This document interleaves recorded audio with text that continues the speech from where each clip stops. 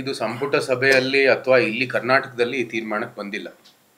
KC. Venugopal ಅವರು, AICC general secretary ಅವರು, ರಾಹುಲ್ ಗಾಂಧಿ ಕಾಂಗ್ರೆಸ್ ಸರ್ಕಾರದ ವರಿಷ್ಠರು ಈ ತೀರ್ಮಾನಕ್ಕೆ ಬಂದಿದ್ದಾರೆ.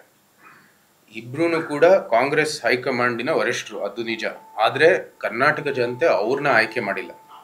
ಬಹಳ ಸ್ಪಷ್ಟವಾಗಿ ನಮ್ಮ ಮತ ಈ ಕಾಂಗ್ರೆಸ್ ಸರ್ಕಾರಕ್ಕೆ ಅಧಿಕಾರವನ್ನು ಕೊಟ್ಟಿದ್ದಾರೆ.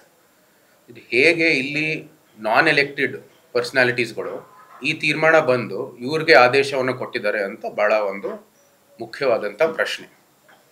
ನಾವು ನಮ್ಮ ಚುನಾಯಿತ ಪ್ರತಿನಿಧಿಗಳು, ಇವತ್ತಿನ ಮುಖ್ಯಮಂತ್ರಿಗಳು, ಉಪಮುಖ್ಯಮಂತ್ರಿಗಳು ಮತ್ತು ಅವರ ಸಚಿವ ಸಂಪುಟ, ಅದಕ್ಕೆ ಒಂದು ಮರ್ಯಾದೆ ಇಲ್ಲದೆ ಇರುವಂಥದ್ದು ಬೆಳವಣಿಗೆಯನ್ನು ಕೂಡ ನಾವು ನೋಡ್ತಾ ಇದ್ದೀವಿ. ಕೆ.ಸಿ. ವೇಣುಗೋಪಾಲ್ ಅವರು ಮತ್ತು ರಾಹುಲ್ ಗಾಂಧಿ ಈ ಸರ್ಕಾರವನ್ನು ನಡೆಸ್ತಾ ಇದ್ದಾರೋ ಇಲ್ವೋ ಅಂತಲೂ ಕೂಡ ಈ ಸಂದರ್ಭದಲ್ಲಿ ನಾವು ಪ್ರಶ್ನೆ ಮಾಡೋಕ್ಕೆ ಇಷ್ಟಪಡ್ತೀನಿ. ಅದ್ರ ಜೊತೆಗೆ ಈ ಮತ್ತೊಮ್ಮೆ ನಾವು ಭಾಳ ಸ್ಪಷ್ಟವಾಗಿ ಹೇಳಬೇಕಾಗಿರೋದು, ಈ 165 ಕೋಟಿ ಏನು ಡಸ್ಟ್ಬಿನ್ಗೆ ಹಾಕಿದ್ದಾರೆ, ಅದು ಹೇಗೆ ರಿಕವರ್ ಮಾಡ್ತೀರಾ? ಮತ್ತು ಈ ಒಂದು ರಾಜ್ಯ ಸರ್ಕಾರ ಇಷ್ಟು ಎಲ್ಲ ಕಡೆನೂ ಕೂಡ ಒಂದು ಹಣದ ಕೊರತೆ ಇರುವಾಗ, ನಮ್ಮ ಎಷ್ಟೋ ಪ್ರಾಜೆಕ್ಟ್ ಮೈಸೂರಲ್ಲಿ ನೋಡಿ, ನಮ್ಮ ಉನ್ವಾಡಿ ಏನು ನೀರಿನ ಪ್ರಾಜೆಕ್ಟ್ ಇದೆ, ಅದು ಹಣದ ಕೊರತೆಯಿಂದ ಇವತ್ತು ಮುಂದುವರಿಲಿಕ್ಕೆ ಅದು ಸಾಧ್ಯವಿಲ್ಲ. Railway project Belagola to Kushalnagar, ಇದೆಲ್ಲನೂ ಬಿಡಿ, ನಮ್ಮ ಏರ್ಪೋರ್ಟ್ ನಮ್ಗೆ ಬರೀ 120 ಕೋಟಿ ಬೇಕಾಗಿದೆ ಅಲ್ಲಿ ನಮ್ಮ ಇರಿಗೇಷನ್ ಚಾನೆಲ್ ಮತ್ತು ಈ ಹೈ ಟೆನ್ಷನ್ ವೈರನ್ನು ಸ್ಥಳಾಂತರ ಮಾಡೋದಕ್ಕೆ. ಅದನ್ನು ಇದ್ರ ಒಳಗಡೆನೆ ಕೊಡ್ಬೋದಾಗಿತ್ತು.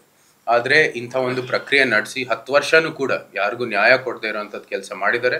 ಒಂದು ಅವೈಜ್ಞಾನಿಕ ವರದಿ ಬಂದಿದೆ, ಅದನ್ನು ಕೂಡ ಬಹಿರಂಗ ಮಾಡಿಲ್ಲ.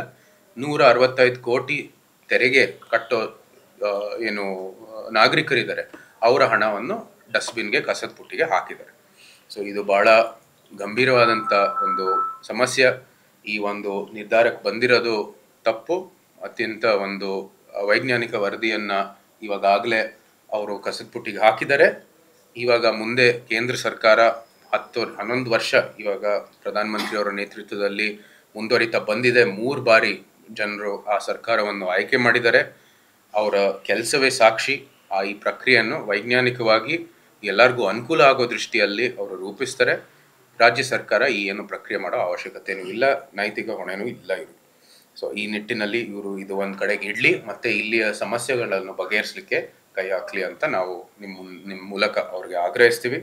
ಅದ್ರ ಜೊತೆಗೆ ಈ ಒಂದು RCB ವಿಜಯೋತ್ಸವ, ಅದ್ರ ಬಗ್ಗೆ ಭಾಳಷ್ಟು ಚರ್ಚೆ ಆಗ್ತಾ ಇದೆ. ಅವರು ಕೂಡ ಬೇರೆಯವ್ರ ಮೇಲೆ ಆರೋಪ ಹಾಕಿ ಇಲ್ಲಿ ಒಂದು ಪೊಲೀಸ್ ಅಧಿಕಾರಿಗಳನ್ನು ಸಸ್ಪೆಂಡ್ ಮಾಡಿ ಬೇರೆಯವ್ರ ಮೇಲೆ ಇದು ಬೇರೆಯವರ ಒಂದು ಹೊಣೆ ಅಂತ ಹೇಳಿ ಬೇರೆ ಎಲ್ಲ ರೀತಿಯ ಒಂದು ಗೊಂದಲ ಸೃಷ್ಟಿ ಮಾಡೋಕ್ಕೆ ಪ್ರಯತ್ನ ಮಾಡ್ತಾ ಇದ್ದಾರೆ. ಇದು ಕೂಡ ಅದನ್ನ ಒಂದು ಜನರಲ್ಲಿ ತಪ್ಪಿಸೋ ದೃಷ್ಟಿಯಲ್ಲಿ ಈ ಒಂದು ಸುದ್ದಿನೂ ಕೂಡ ಸೃಷ್ಟಿ ಮಾಡಿದ್ದಾರೆ. ಇದು ಕೂಡ ಭಾಳ ಸ್ಪಷ್ಟವಾಗಿ ಕಾಣ್ತಾ ಇದೆ. ಸೊ ಎಲ್ಲ ಒಂದು ಅಂಶಗಳನ್ನು ಇಟ್ಟು ಅವರು ಒಂದು ಜವಾಬ್ದಾರಿಯುತ ಸರ್ಕಾರ ಆಗಿ ಮುಂದುವರಿಲಿ. ಭಾಳಷ್ಟು ಕೆಲಸಗಳಿದೆ. ಈ ತೆರಿಗೆ ಕಟ್ಟೋ ನಾಗರಿಕರ ಹಣ ಇದೆ, ಅದನ್ನು ದುರ್ಬಳಕೆ ಮಾಡೋ ಬದಲು ಅದನ್ನ ಒಳ್ಳೆ ಕೆಲಸದಲ್ಲಿ ಉಪಯೋಗಿಸ್ಕೊಳ್ಳಿ. ಮತ್ತು ನಮಗೆ ಜನಪರ ಕೆಲಸ, ನಮ್ಮ ಸೇವೆಗಾಗಿ, ಜನರ ಸೇವೆಗಾಗಿ, ಜನರ ಅಭಿವೃದ್ಧಿಗಾಗಿ, ಕರ್ನಾಟಕದ ಅಭಿವೃದ್ಧಿಗಾಗಿ ಮತ್ತು ಮತ್ತೊಮ್ಮೆ ಇದು ಒಂದು ಪ್ರಗತಿಪರ ರಾಜ್ಯ ಅಂತ ಗುರುತಿಸ್ಕೊಳ್ಳಿಕ್ಕೆ ಅವರು ಮುಂದುವರಿಲಿ ಅಂತ ನಿಮ್ಮ ಮೂಲಕ ಆಗ್ರಹಿಸ್ತೀವಿ. ನಿಮ್ಮ ಪ್ರಶ್ನೆಗಾಗಿ ನಾವು ಇವಾಗ ಫ್ಲೋರ್ನ ಓಪನ್ ಮಾಡ್ತೀವಿ.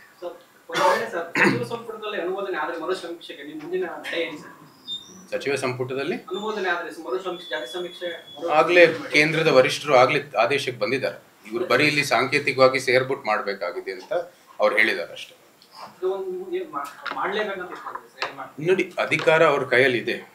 ನಾವು ಇಲ್ಲಿಯ ವಿರೋಧ ಪಕ್ಷ ಆಗಿ, ಜವಾಬ್ದಾರಿಯುತ ವಿರೋಧ ಪಕ್ಷ ಆಗಿ ನಮ್ಮ ವಿರೋಧವನ್ನು ವ್ಯಕ್ತಪಡಿಸ್ಬೋದು. ಅದರ ಜೊತೆಗೆ ನಾವು ಕೂಡ ಸಲಹೆಯನ್ನು ಕೊಡ್ಬೋದು. ಅವರು ಅದನ್ನ ಸ್ವೀಕರಿಸ್ತಾರೋ ಇಲ್ವೋ ಅವ್ರಿಗೆ ಬಿಟ್ಟಿರೋದು, ಅಧಿಕಾರ ಅವ್ರ ಕೈಯಲ್ಲಿದೆ. ಆದರೆ ಜನರ ಮುಂದೆ ಭಾಳ ಸ್ಪಷ್ಟವಾಗಿ ನಾವು ಹೇಳ್ತಾ ಇದ್ದೀವಿ, ಈ ಪ್ರಕ್ರಿಯೆ ಮಾಡೋ ಅವಶ್ಯಕತೆ ಇಲ್ಲ. ಹಣದ ಕೊರತೆ ಇದೆ ರಾಜ್ಯದಲ್ಲಿ. ಎಲ್ಲ ಪ್ರಾಜೆಕ್ಟ್ಗಳು ಕೂಡ ಈಗ ಭಾಳ ವಿಳಂಬ ಆಗಿದೆ. ನಮ್ಮ ಮೈಸೂರು ಕ್ಷೇತ್ರದಲ್ಲಿ ನಾನು 3-4 ಪ್ರಾಜೆಕ್ಟ್ಗಳನ್ನು ಉಲ್ಲೇಖ ಮಾಡ್ಬೋದು. ಈ ನಿಟ್ಟಿನಲ್ಲಿ ಆ ಕೆಲಸಕ್ಕಾಗಿ ನೀವು ಕೈ ಹಾಕಿ ಪದೇ ಕೇಂದ್ರ ಸರ್ಕಾರದ ಮೇಲೆ ಗೂಬೆ ಕೊರಿಸೋದ್ ಬದಲು ಇವತ್ತು ಬಂದು ಕೈ ಜೋಡಿಸ್ಬಿಟ್ಟು ಒಳ್ಳೆ ಅಭಿವೃದ್ಧಿಗಾಗಿ ನೀವು ಮುಂದುವರಿರಿ. ಕೇಂದ್ರದಲ್ಲಿ ಒಂದು ಒಳ್ಳೆ ಸರ್ಕಾರ ಇದೆ. ಇಲ್ಲೂ ಕೂಡ ಭವಿಷ್ಯದಲ್ಲಿ ಒಂದು ಒಳ್ಳೆ ಸರ್ಕಾರ ಬಂದೇ ಬರುತ್ತೆ, ಅದರಲ್ಲಿ ಏನು ಎರಡು ಮಾತಿಲ್ಲ. ಆದರೆ ನಿಮಗೂ ಕೂಡ ಏನೋ ಒಂದು ನಿಮ್ಮ ಇರುವಂಥದ್ದು ಭವಿಷ್ಯದಲ್ಲಿ ನಿಮಗೆ ಒಂದು 2-3 ಒಳ್ಳೆ ಕೆಲಸ ಮಾಡುವಂಥದ್ದು ಒಂದು ಅವಕಾಶ ಇದೆ, ಅದಾದರೂ ಮಾಡಿ ಅಂತ ನಿಮ್ಮ ಮೂಲಕ ಅವ್ರಿಗೆ ಆಗ್ರಹಿಸ್ತೀನಿ.